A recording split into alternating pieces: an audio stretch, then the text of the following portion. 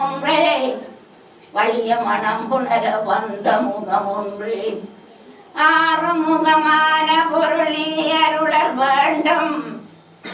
ஆதி அருணாசலம் அமர்ந்த பெருமாளே ஆதி அமர்ந்த பெருமாளே மண்முகில் வளாது பெய்ய மணிவளம் சுரக்க மன்னன் கோல் முறை அரசு செய்ய குறைவிலா உயிர்கள் வாழ்க நான் மறையரங்களோங்க நற்றவம் வேள்வி மல்க மேன்மைகொள் சைவ நீதி விளங்குக உலகம் எல்லாம்